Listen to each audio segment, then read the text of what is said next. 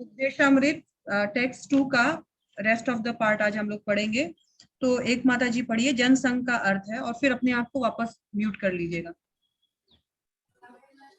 जनसंघ का अर्थ है कृष्ण भावनामृत में रुचि न रखने वाले व्यक्तियों की संगति करना। मनुष्य को चाहिए कि ऐसी संगति से सर्वथा दूर रहे। अतएव श्रील नरोत्तम दास ठाकुर ने हमें केवल कृष्ण भावनामृत भक्तों की संगति में भक्त सनिवास रहने की परामर्श दिया है। मनुष्य को चाहिए कि वह भगवत भक्तों की संगति में रहकर सदैव कृष्ण की सेवा में संलग्न रहे। समान व्यापार में संलग्न व्यक्तियों की संगति व्यापार में उन्नति के लिए लाभप्रद होती है। फलस्वरूप भौतिकवादी लोग अपने प्रयासों को बढ़ाने के लिए तरह तरह के संगठन तथा क्लब बनाते हैं। उदाहरणार्थ व्यापार जगत में स्टॉक एक्सचेंज और चैम्बर ऑफ कॉमर्स जैसी संस्थाएं पाई जाती है। इसी प्रकार हमने अंतर्राष्ट्रीय कृष्ण भावनामृत संघ स्थापित किया है, जो लोगों को अवसर प्रदान करता है कि वे उन लोगों की संगति करें जो कृष्ण को भूले नहीं है। हमारे इस्कॉन आंदोलन द्वारा प्रदत्त यह आध्यात्मिक सानिध्य दिनों दिन बढ़ता जा रहा है। विश्व के विभिन्न भागों में अनेक लोग अपनी सुप्त कृष्ण चेतना को जगाने के लिए इस संघ में सम्मिलित हो रहे हैं। श्रील भक्ति सिद्धांत इतना कर लेते हैं। तो हमने देखा ये श्लोका है अत्याहार प्रयासाच्या प्रजल्पो नियम आग्रह। इतना हमने लास्ट वीक में अपनी क्लास में फिनिश किया था। आज जन संघर्ष लोलयम षडबीर भक्ति विनश्यति, ये पार्ट आज हमारा कंप्लीट होने वाला है। तो जन संघर्ष का अर्थ क्या है? तो जन मतलब है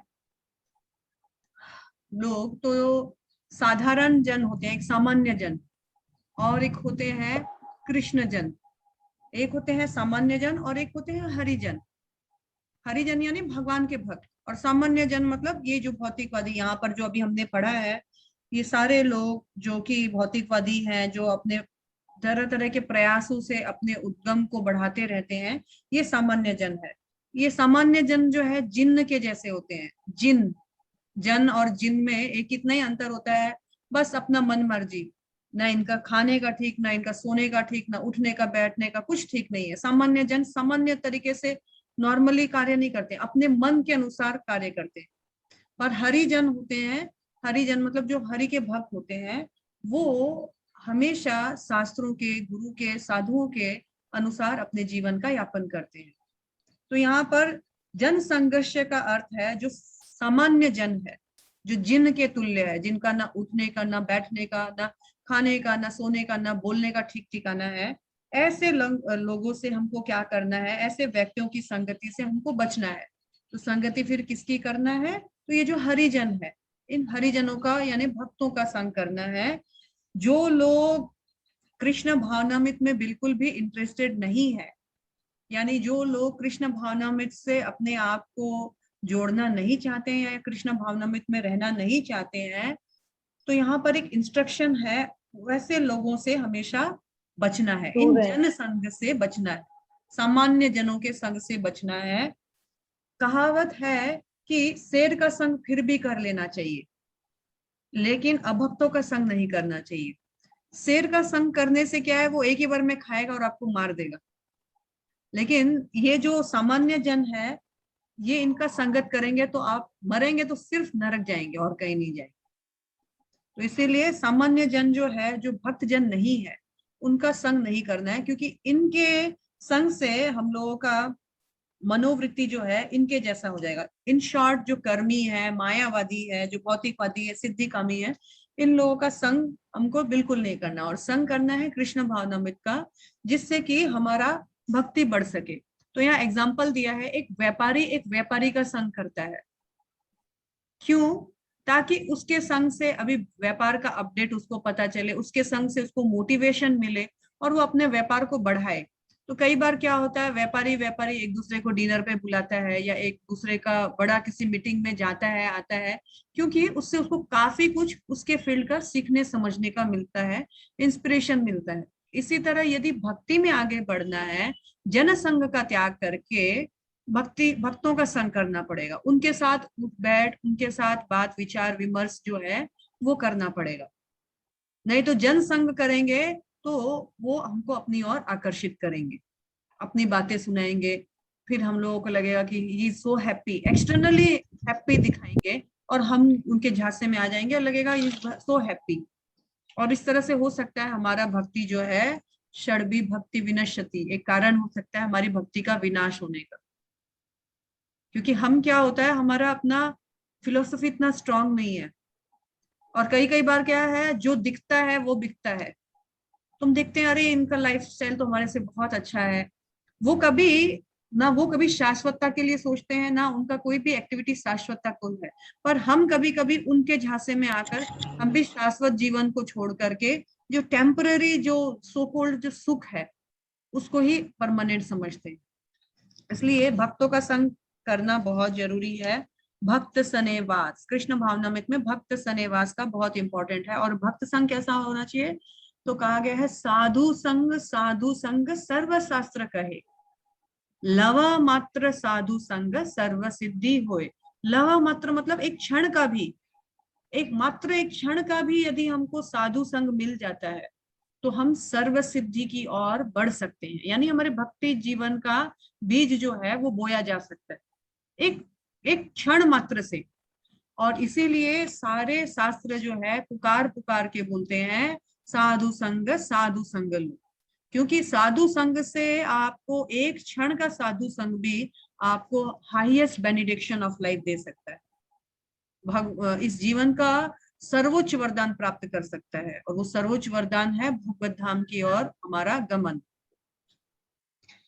तो इसी तरह हमको भक्ति अगर बढ़ानी है तो जन संग त्याग करके कृष्ण भावनामृत जो संघ है उसमें हमको अपने आप को अवसर प्रदान करना चाहिए, जिनकी संगति से हम हमेशा कृष्ण को स्मरण कर सके, कृष्ण को ना भूल पाए।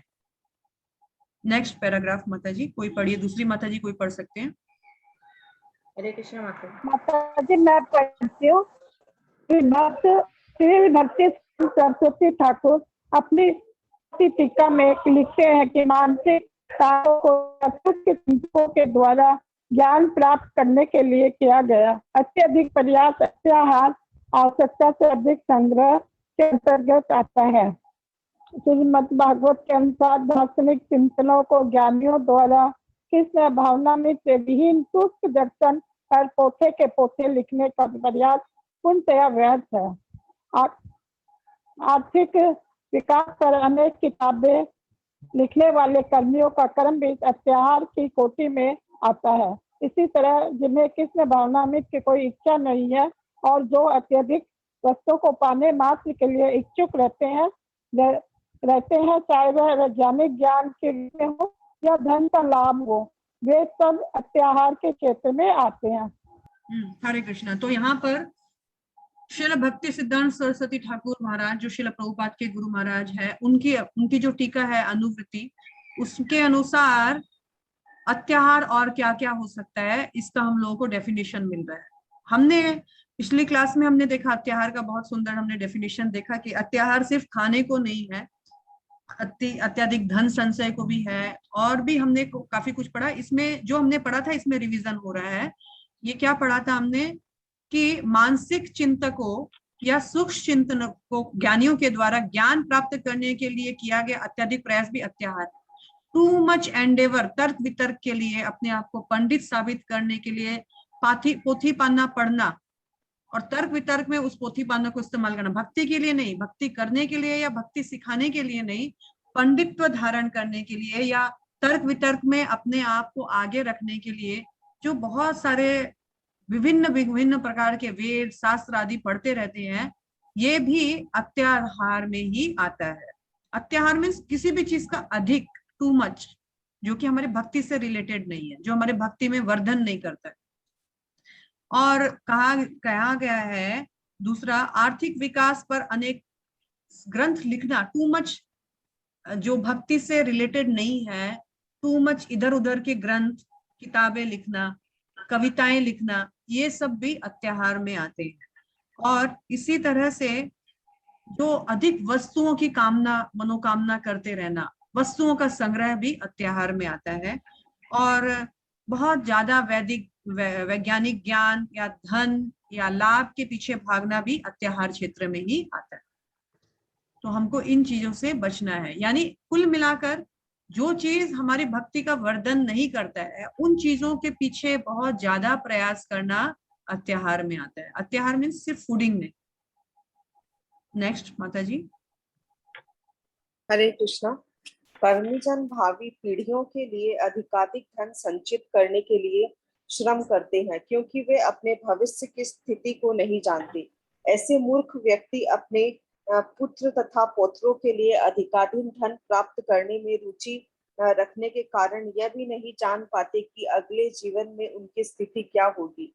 इस बात पर प्रकाश डालने वाली अनेक घटनाएं हैं। एक बार एक कर्मी ने अपने पुत्रों तथा पौत्रों के लिए प्रचुर संपत्ति एकत्र कर ली, लेकिन आगे चलकर अपने कर्म के अनुसार उसे एक मोची के घर में जन्म लेना पड़ा, जो उस इमारत के पास स्थित था, जिसे उसने अपने पूर्व जन्म में अपने लड़कों के लिए बनवाया था। ऐसा संयोग हुआ कि जब यह मोची अपने पहले वाले मकान में आया तो उसके पहले वाले पुत्र तथा पौत्रों ने उसे जूतों से पीटा। जब तक कर्मी तथा ज्ञानी कृष्ण भावनामृत में रुचि नहीं लेते, तब तक वे व्यर्थ के कार्यों में अपना जीवन बिताते रहेंगे। हरे कृष्ण। तो कर्मी जन किसका है? जो कर्म पे विश्वास करते हैं। कर्म किए जाओ, फल की आशा मत करो। खाली ऐसे ही जो सिर्फ बोलने को डायलॉग है, लेकिन वो सेकंड लाइन नहीं जानते कि कर्म किसके लिए करना है, भगवान के निमित्त करना है, ये बात नहीं जानते हैं। ऐसे कर्मी है, वर्क इज गॉड, ऐसा भी बहुत जन है ना। तो लोग, वो कर्मी लोग हैं, उनका गोल क्या होता है? धन संचय करना। आज 1 रुपया है, कल 10 रुपया बनाए, फिर 10 से 100 रुपया कैसे बनाए, 100 से 1000 कैसे बनाए। रोज अपना जो टारगेट है उसको आगे बढ़ाना धन संचय में। और ऐसे लोग क्या है, धन संचय करते करते अपने जीवन का द एंड कर बैठते हैं। और फिर क्या होता है, कुछ दिनों के बाद, क्योंकि उनका अधिकाधिक आसक्ति अपने घर, अपने बच्चों पे, अपने धन पर था, तो किसी न किसी रूप में वो वापस उस घर पे, जैसे यहाँ एक स्टोरी दिया गया है कि एक व्यक्ति था जिसने बहुत धन संचय किया और उसने फिर मरने के बाद उसको पास ही के घर में कर्म के कारण उसको मोची का जो रूप में उसको वापस जन्म मिला, मनुष्य जीवन। लेकिन वो अपने पति, अपने घर और पुत्रों के प्रति बहुत ज्यादा आसक्त था। तो एक दिन वो उनके घर गया उनसे मिलने के लिए, और सबने सोचा ये मोची है, एक निम्न जात का व्यक्ति है, और उसको खूब मारा पीटा और वहां से भगा दिया। तो कहा जाता है कि इस जन्म का अगले जन्म में हमारा कोई मूल नहीं है। इस जन्म में जो भी इकट्ठा किया, जो भी था, अगले जन्म में हम उसको क्लेम नहीं कर सकते हैं। लेकिन यहाँ पर कहा गया है कि जब तक हम लोग ये बात नहीं समझे और कर्मी और ज्ञानी की भांति जीवन व्यतीत करेंगे, तब तक हम अपने जन्म जन्म जीवन को यूं ही व्यर्थ गंवाते रहेंगे। कुछ भी उससे हमको हासिल नहीं होने का है। तो सबसे बड़ा बात है इस जीवन में ऐसा कुछ करना जो कि परमानेंट हो, जो कि जीवन के साथ और जीवन के बाद दोनों में हमारे काम आए। वो है, हमने भगवत गीता में देखा 2.40 में, नेहाय विक्रमनासो अस्ति प्रत्याय न विद्यते स्व अल्पम अपि धर्मस्य त्रायते महतो भयात्। इस पद पर किया गया थोड़ा भी प्रगति, उसका कभी भी नाश नहीं होता है, ना ही कोई उसमें घटत होती है। भक्ति जीवन में हमेशा हमको प्लस से शुरुआत की जाती है। हम हमेशा प्लस से शुरुआत करते हैं। तो ऐसा कुछ जीवन व्यतीत करना, ना कि व्यर्थ के कार्यों में जीवन को गमा देना। Next line. हरे कृष्ण। हरे कृष्ण माता जी। शास्त्रों के कुछ विधि विधानों को स्वीकार करना नियम आग्रह कहा जाता है। जैसा कि कुछ उपयोगितावादी इसका समर्थन करते हैं, किंतु शास्त्रों के उन विधि विधानों की उपेक्षा करना जो आध्यात्मिक विकास के लिए नियम आग्रह कहलाता है। आग्रह शब्द का अर्थ है स्वीकार करने के लिए उत्सुकता, और आग्रह का अर्थ है स्वीकार न करना। इन दोनों शब्दों के साथ नियम यानी विधि विधान जोड़ने से संधि द्वारा नियमाग्रह शब्द बनता है। इस तरह नियमाग्रह शब्द के 2 अर्थ होते हैं, जो शब्दों के विशिष्ट संयोग के अनुसार समझे जाते हैं।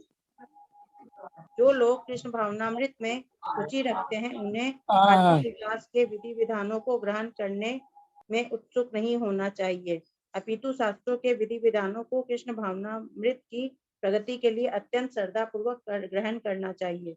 उन्हें अवैध मैथुन, मांसाहार, द्रुत क्रीड़ा और मादक द्रव्यों के सेवन से दूर रहकर अनुष्ठानों का दृढ़ता से पालन करना चाहिए। और पढ़ो माता जी। नहीं, एक मिनट रुकिए। तो यहाँ पर हमने देखा कि 6 बातें बताई गई थी। 6 बातों में हमने अब तक 4 बातें कर ली। 4 बातें जो है जो हमारी भक्ति को विनाश कर सकती है, 4 बातों पर हमने अभी तक डिस्कशन किया। तो पहला क्या था 4 बातों में? पहला क्या बात था? अत्याहार। फिर है प्रयासश्च, अति प्रयास। उसके बाद है प्रजल्प, मीन्स कृष्ण भावना में छोड़कर इधर उधर की बातें करना, प्रजल्प।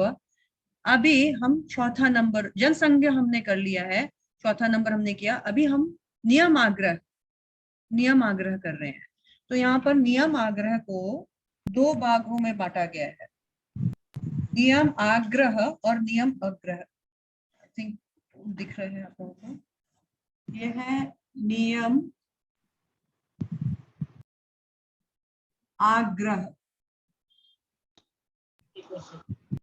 और नियम अग्रह। ये आग्रह है और ये अग्रह। ये दोनों नियम अग्रह वर्ड से ही, जो हमने अभी देखा हमारे यहाँ पर श्लोका पे,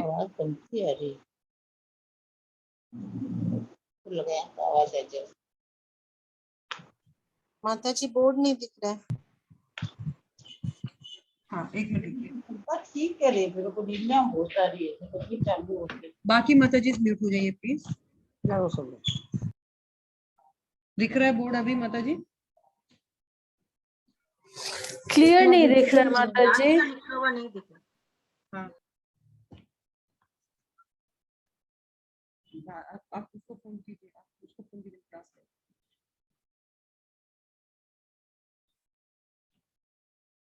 अभी दिख रहा है माता जी बोर्ड? माता जी क्लियर नहीं दिख रहा है माता जी। अच्छा स्पॉटलाइट में है हूँ क्या मैं? हाँ आप स्पॉटलाइट में है माता जी, पर क्लियर नहीं दिख रहे हैं। वो बोर्ड मतलब थोड़ा पास लाना। बोर्ड और पास नहीं आएगा अभी।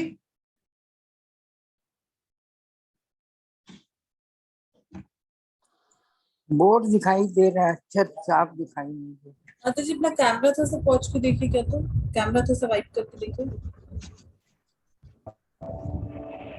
Now is it clear? अत्याहार एक टू दिख रहा है, अत्याहार नहीं, अत्याहार कुछ भी नहीं है। नियम आग्रह जो संस्कृत का वर्ड है, नियम आग्रह, उसमें नियम आग्रह और नियम अग्रह, एक में आग्रह है एक में अग्रह है।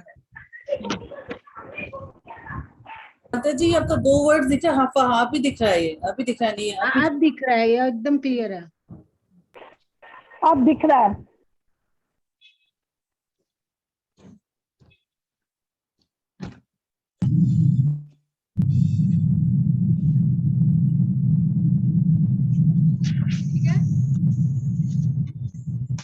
Is it clear now? Yes माता जी ठीक है। हाँ माता जी ठीक है। 2 वर्ड दिया गया है, एक नियम आग्रह और एक है नियम अग्रह।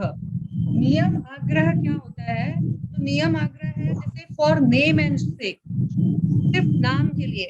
सारे धर्म में दिए गए धार्मिक जो नियम है उनका हम गतिविधि बहुत साउंड हो रहा है। साउंड है। बैकग्राउंड में बहुत साउंड आ रहा है। हवा का सा साउंड आ रहा है माता जी। अब ठीक है, अब ठीक है। फिर आने लग गया। Now it's okay. यस माता जी ओके।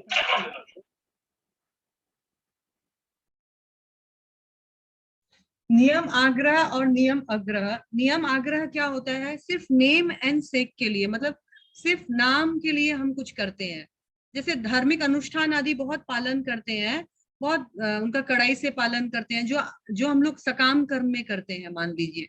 या जैसे हमारे अगर एग्जाम्पल दिया जाए तो हमारे 12 महीनों की जो त्योहार वाली जो बुक्स होती है उनका बहुत हम कड़ाई से पालन करते हैं, लेकिन उसमें भगवत भक्ति नहीं होती है। सिर्फ कहने को नियमों का, यानी अगर एक वर्ड में दिया जाए तो जो धर्म है ना, धार्मिक नियमों का कड़ाई से पालन करना।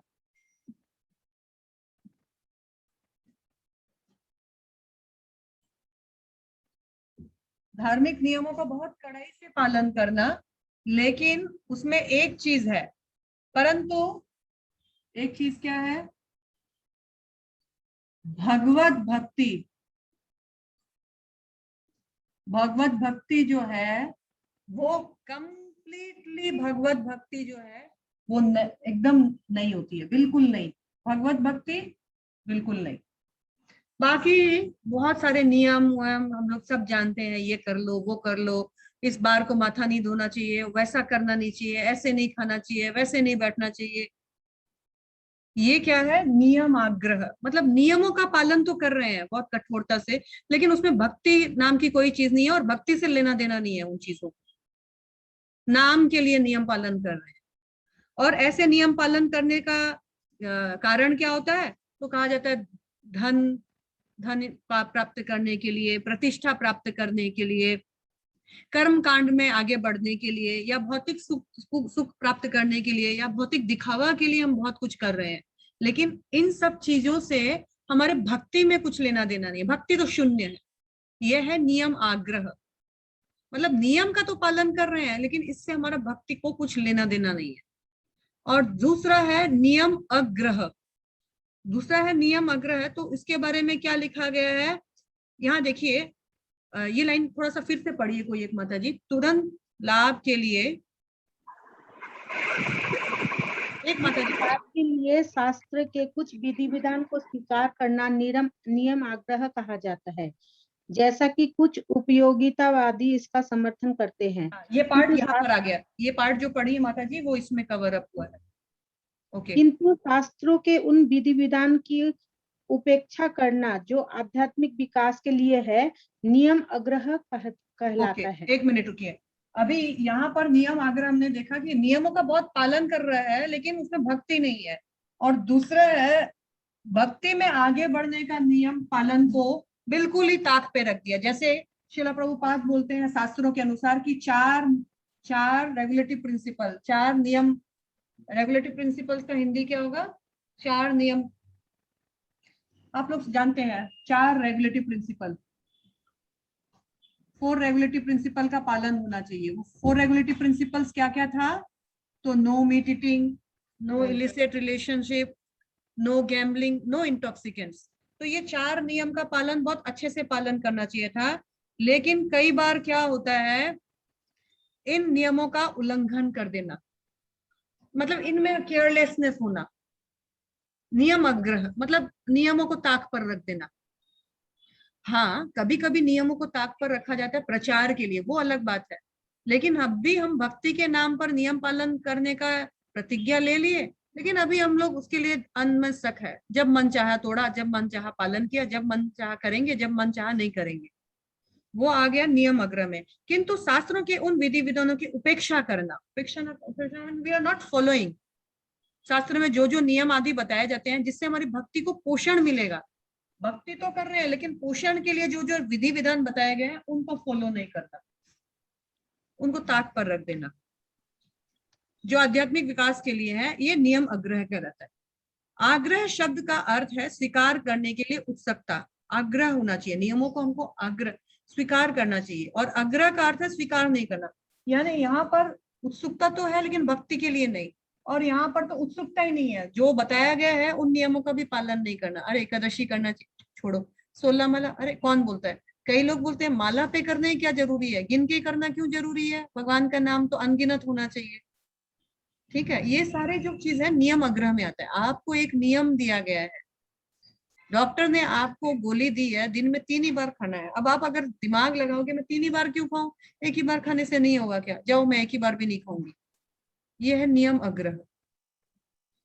इन दोनों शब्दों के साथ नियम विधि विधान जोड़ने से संधि द्वारा नियम आग्रह शब्द बनता है। ये जो नियम आग्रह शब्द है इन दोनों को जोड़कर बनता है।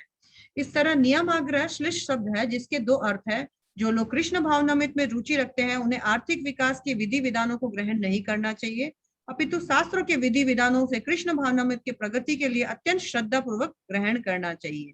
यानी हमको नियमों का पालन क्यों करना है? यहाँ पर इन भाई साहबों ने नियम का पालन किया है, भक्ति के लिए नहीं, दिखावे के लिए। और यहाँ पर इन भाई साहब ने नियमों का उल्लंघन इसलिए किया है अपने मन मर्जी के लिए। दोनों में नियम पालन का मेन उद्देश्य क्या होना चाहिए था? भक्ति बढ़े, लेकिन दोनों में भक्ति नहीं बढ़ रही है। तो हमको नियम आग्रह नहीं होना चाहिए कभी भी। अपितु शास्त्रों के विधि विधानों को कृष्ण भावनामृत की प्रगति के लिए अत्यंत उत्सुकता पूर्वक तथा श्रद्धा पूर्वक ग्रहण करनी चाहिए। और जैसे ये 4 नियमों का पालन है, इनका कठोरता से पालन करना चाहिए। No compromise at any cost. क्यों? जिससे कि हमारा धर्म का जो 4 स्तंभ है वो मजबूत रहे। धर्म का 4 स्तंभ मजबूत रहेगा, तब जाकर मेरी भक्ति जो है वो मजबूत रहेगी, और उस पर जितने भी तल्ले की बिल्डिंग बनाई जाए वो झेल सकेगी। तो ये समझ में आया, नियम आग्रह और नियम अग्रह। यहाँ पर है नियम का पालन करना देखा देखी दिखावे के लिए, और भक्ति से कोई मतलब नहीं है। और यहाँ पर नियम का पालन करने में लापरवाही।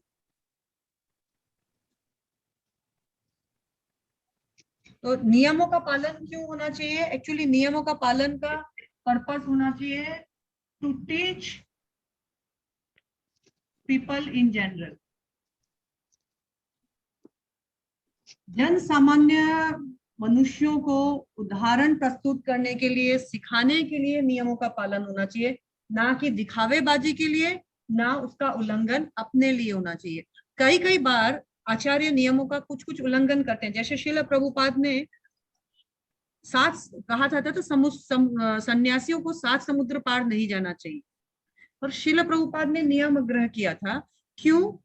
प्रचार के लिए, हायर पर्पस के लिए। एक और नियम होता था कि साधु सन्यासियों को कभी भी सिले हुए वस्त्र नहीं पहनना होता था। जो सन्यासी होते हैं वो सिले हुए वस्त्र नहीं पहनते हैं, यानी वो सिंपल कपड़ा जैसे होता है ना, उत्तरी पहनते हैं, धोती पहनते हैं, जिसमें स्टिचिंग का कोई काम नहीं होता है, और कोपिन पहनते हैं, कोपिन धारण करते हैं। लेकिन श्रील प्रभुपाद ने इस नियम को आग्रह किया। जब वो अमेरिका गए, बहुत ठंड थी, तो वहां पर सिर्फ उत्तरी और धोती से काम नहीं बन पा रहा था, तो उनको बड़े बड़े लॉन्ग कोट जो होते हैं वो भी पहनना पड़ा, जो कि स्टिच रहते थे। लेकिन क्यों?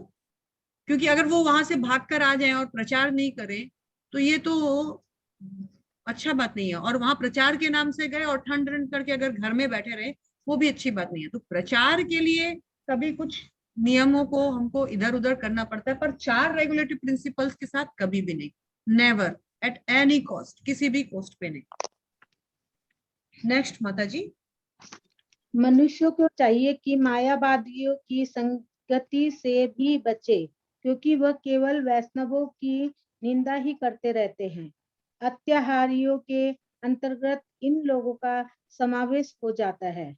भुक्तिकामी अर्थात भौतिक सुख चाहने वाले, मुक्तिकामी अर्थात जो निराहार ब्रह्म में विलीन होकर मुक्ति चाहते हैं, तथा सिद्धिकामी अर्थात जो योग की सिद्धि चाहते हैं। ऐसे लोगों की संगति करना तनिक भी वांछनीय नहीं है।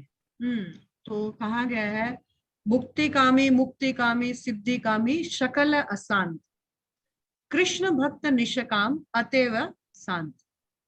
कहा गया है यहाँ पर 3 प्रकार के कामी है। एक तो है भुक्ति, दूसरा है मुक्ति, और तीसरा है सिद्धि। इन तीनों को कामी कामी बोला गया है। कामी कामी कामी, कामी मतलब इनको कामना होती है। भुक्ति कामी मतलब होता है जो भोगी होते हैं। भोगी यानी जो कर्मी, अपने कर्म का फल भोगना चाहते हैं। तो उन भुक्ति कामी को कहा गया है, एक्चुअली बोला गया है भुक्ति कामी, मुक्ति कामी, सिद्धि कामी, ये तीनों क्या है? तो ये अत्याहार में आते हैं। अत्याहार में आते हैं ये तीनों, क्योंकि इनका डिजायर बहुत बड़ा होता है। ये भुक्ति कामी कहाँ होते हैं? ये कहाँ गई ये लाइन? हाँ, मनुष्य को चाहिए कि मायावादियों की संगति से बचे, क्योंकि वैष्णव भक्तों की निंदा करते हैं। अत्याहारियों के अंतर्गत मुक्ति कामी तथा भौतिक सुख चाहने वाले, सिद्धि कामी अर्थात योग सिद्धि चाहने वाले सभी आते हैं। तो भुक्ति कामी क्या है? तो इनको भोग चाहिए, संसार में भोग का कामना रहता है इनको। भोग की कामना से आते हैं और इसमें संसार में मौज मस्ती और कुछ करना है और आगे बढ़ना है। और मुक्तिकामी है, इनको संसार में मुक्ति की कामना है, मुक्ति चाहिए। और सिद्धिकामी है, ये कुछ कुछ सिद्धि प्राप्ति करना चाहते हैं। सिद्धि कैसा, तो एग्जाम्पल मैं जैसे अनिमा महिमा लघिमा बताती हूँ। उसी में क्या है, कोई जैसे पानी पर चल के दिखा देगा, कोई विभूति से सोना निकाल कर दिखा देगा, कोई मतलब आदमी को कबूतर बना देगा। सिद्धि जिसको बोलते हैं सिद्धिकामी। तो कहा जाता है ये भुक्तिकामी, मुक्तिकामी और सिद्धिकामी, ये भोग और मुक्ति और सिद्धि की इच्छा रखते हैं, कामना रखते हैं। तो ये सकल क्या है, मुक्तिकामी, मुक्तिकामी, सिद्धिकामी, ये सकल अशांत, ये सारे अशांत है और इनको अत्याहार की कैटेगरी में रखा गया है। मुक्तिकामी, मुक्तिकामी, सिद्धिकामी सकल है अशांत। कृष्ण भक्त निष्काम, कृष्ण भक्तों की ये सब कामना नहीं होती है।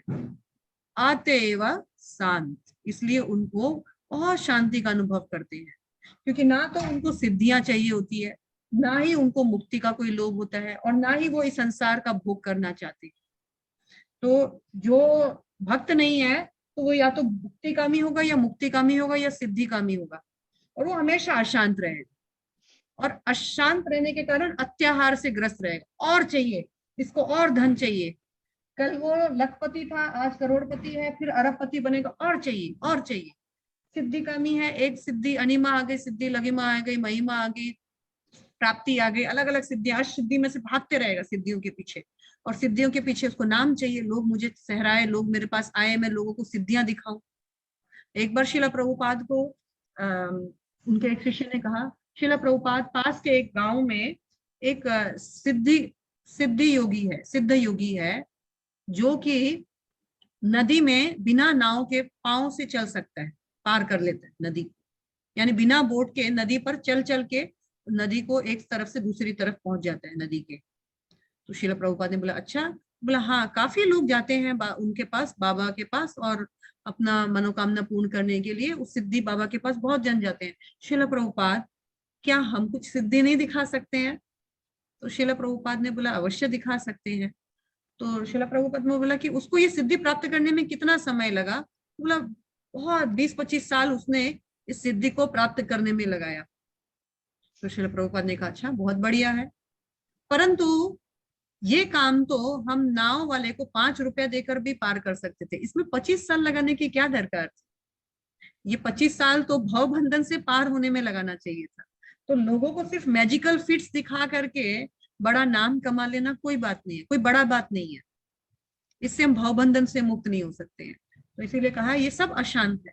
कृष्ण भक्त निष्काम अतएव शांत, ये सबसे बड़ा बात है कि हमको कृष्ण भक्ति करना है, इस भव बंधन से छूटने का हमको तैयारी करना है। नेक्स्ट लेते हैं। हरे कृष्ण माता जी। हरे कृष्ण। लालच लौल्य की श्रेणी के अंतर्गत योग साध कर मन का विस्तार करना, ब्रह्म में लीन होना या मनमानी भौतिक संपत्ति प्राप्त करने की इच्छाएं सम्मिलित है। ऐसे भौतिक लाभ प्राप्त करने या तथाकथित आध्यात्मिक उन्नति करने के सारे प्रयास कृष्ण भावनामृत के पथ में बाधक बनते हैं।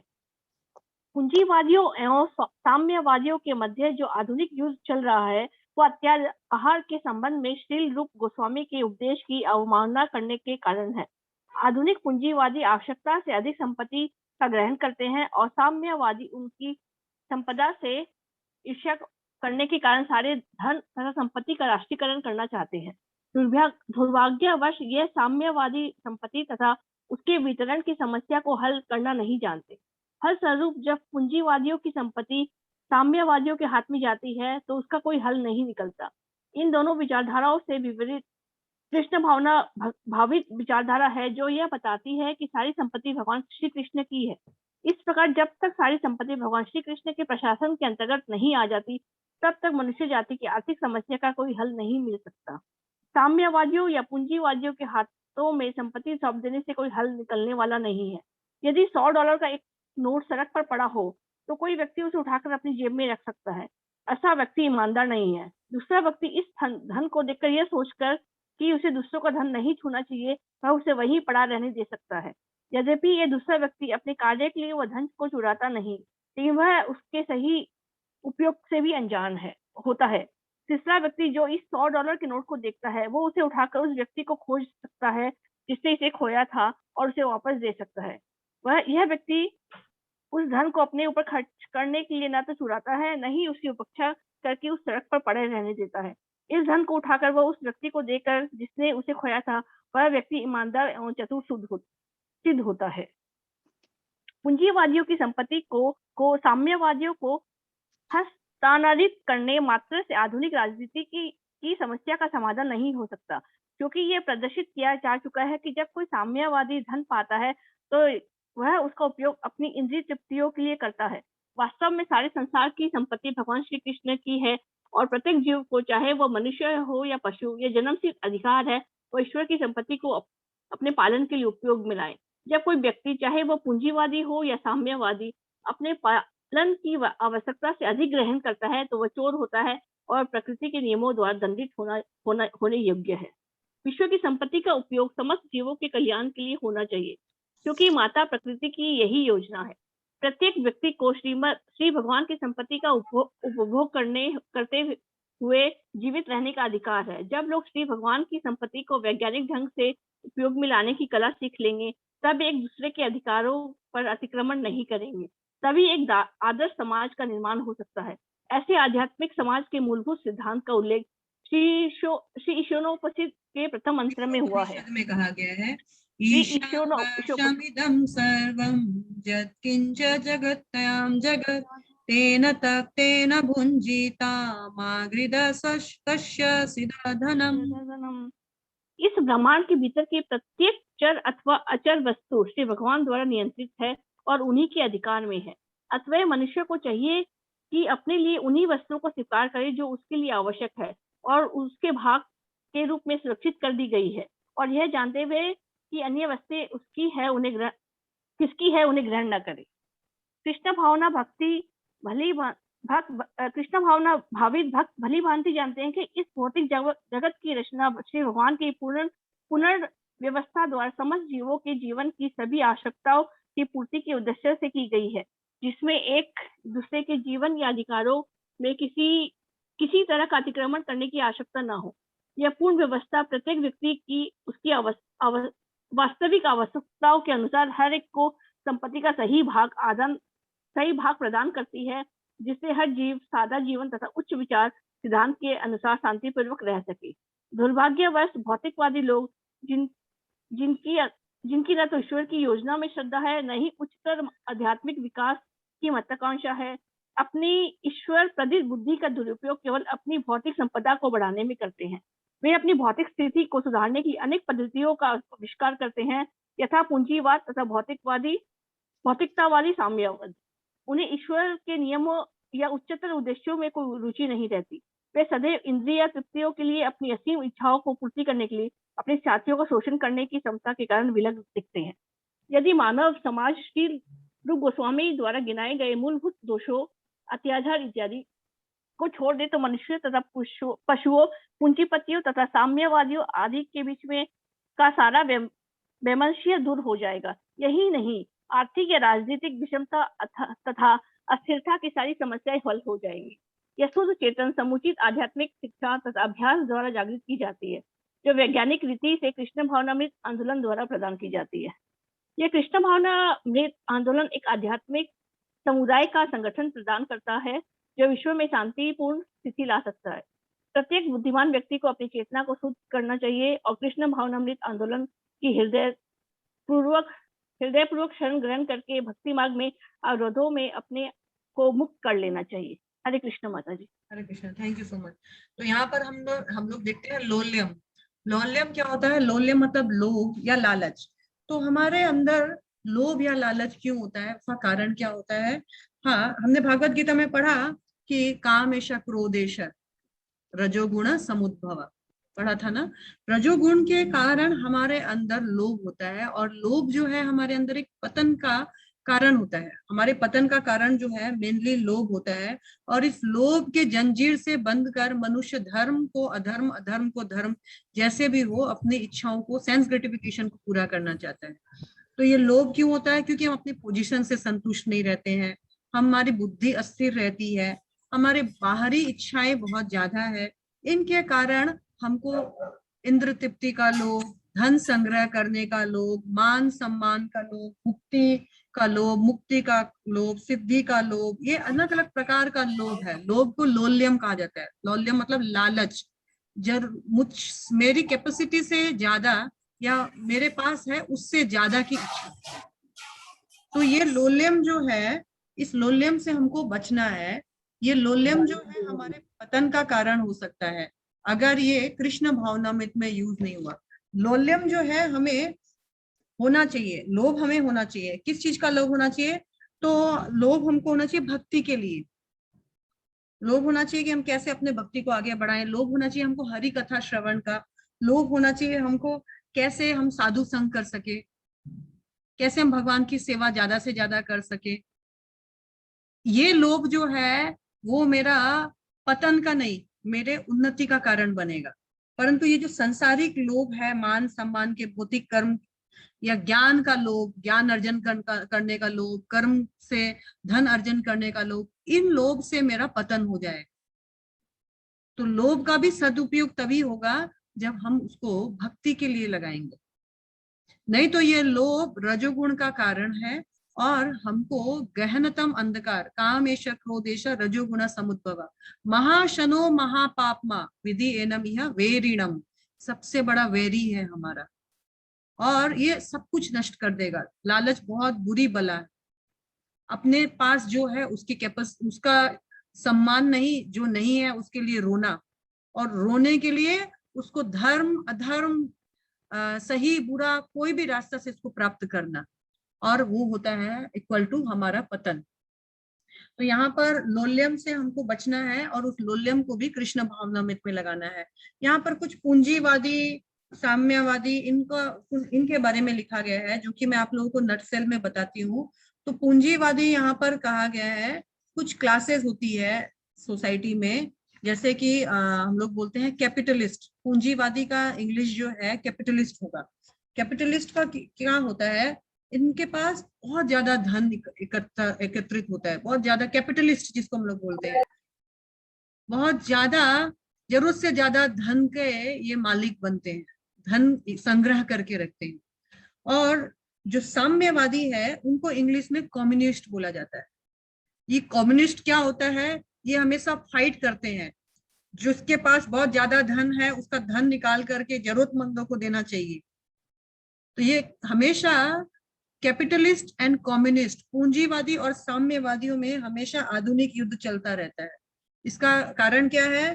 पूंजीवादियों के पास बहुत पूंजी होती है जरूरत से ज्यादा, और ये साम्यवादी जो है वो एक्स्ट्रा पूंजी जिनके पास नहीं है उनको देने के लिए फाइट करते हैं। जैसे देश के लिए हम लोग लड़ते हैं, या जो भी बोले आप, लोगों का भला करने के लिए, फिलेंथ्रोपिक वर्क के लिए हम लोग लड़ते हैं। तो ये पूंजीवादी और साम्यवादियों में हमेशा झगड़ा होता है। और यद्यपि कभी कभी पूंजीवादी साम्यवादियों को अपना धन किसी रूप में उनको प्रदान भी कर दे, लेकिन साम्यवादी जो है कृष्ण भावनामृत नहीं होने के कारण उस धन का सदुपयोग नहीं कर सकते हैं। तो कहा जाता है जब तक हम ये ना जान ले या यह ना मान ले कि हर वस्तु कृष्ण से संबंधित है और कृष्ण के लिए उपयोग करना चाहिए, तब तक हम कभी भी धन यानी जो लक्ष्मी है उसका सदुपयोग नहीं कर सकते हैं। अक्सर बहुत सारे योगी जन बोलते हैं मैं धन को हाथ नहीं लगाता, ये माया है, मैं पैसों को, रुपयों को हाथ नहीं लगाता, ये माया है। लेकिन श्रील प्रभुपाद ने कहा ये माया नहीं है, ये लक्ष्मी है। यदि लक्ष्मी को नारायण की सेवा में लगाया जाए तो लक्ष्मी बहुत संतुष्ट होती है और उस जगह ज्यादा रहती है। लेकिन यदि लक्ष्मी को रावण अपने भोग में लगाता है तो लक्ष्मी कभी उसकी नहीं बन पाती है, और जो उसके पास होता है वो भी सब एक दिन हरि जो है वो काल रूप में आकर सब ले लेते, जैसा राम ने किया रावण के साथ। रावण ने लक्ष्मी को, माँ सीता को भोगने का प्रयास किया था, परंतु माँ सीता तो भगवान की है, हरि की है। माँ सीता प्रसन्न नहीं हुई, इस प्रपोजल से प्रसन्न नहीं हुई, और माँ सीता ने इस चीज को स्वीकार नहीं किया। और फिर समय आया, हरि ने रावण के चुंगल से माँ सीता को उद्धार किया और रावण के पास जो था वो अपने भक्त विभीषण को दे दिया। यानी रावण के पास जो था बहुत अच्छा था, सोने की लंका थी, परंतु रावण उस लायक भी नहीं बचा कि जो उसके पास है उसको भोग कर सके। क्यों? क्योंकि उसने लक्ष्मी का दुरुपयोग करना चाहा। तो इसीलिए ये जो साम्यवादी है, ये यद्यपि पूंजीवादियों से धन निकाल भी ले तो भी ये सदुपयोग नहीं कर सकते हैं, क्योंकि ये कृष्ण भावनामृत में नहीं है। इनको मालूम नहीं है हर पूंजी, हर चीज जो है कृष्ण को बिलोंग करती है और उनकी सेवा में। तेरा तुझको अर्पण क्या लागे मेरा, वो ये नहीं जानते हैं। और इस कारण से, इस धन का सदुपयोग नहीं करने के कारण आज भी देश में गरीबी की समस्या वैसी की वैसी है। आज भी देश में उतने ही लोग फुटपाथ पे सो रहे हैं जितना कि इंदिरा गांधी के समय सोते थे। आज भी लोग वैसे ही मैल न्यूट्रिशन का या बोलते हैं ना लेबरगिरी का आज भी सामना कर पा रहे हैं, क्योंकि जो धन है, जो लक्ष्मी है, उसका प्रॉपर एलोकेशन नहीं करना जानते। तो इस यहाँ पर हमने देखा कि कुल मिलाकर के यदि हमको हमारे भक्ति जीवन को आगे बढ़ाना है, ईशावासम, ईशोपनिषद का एक श्लोका भी दिया गया है, ईशावासम इदम सर्वम यत् किंचा जगत्याम जगत। तो जो भक्त है वो, उनको ज्ञान होता है। क्या ज्ञान होता है? कि इस ब्रह्मांड के भीतर की सभी वस्तुएं भगवान के नियंत्रण में है और भगवान के अधिकार में।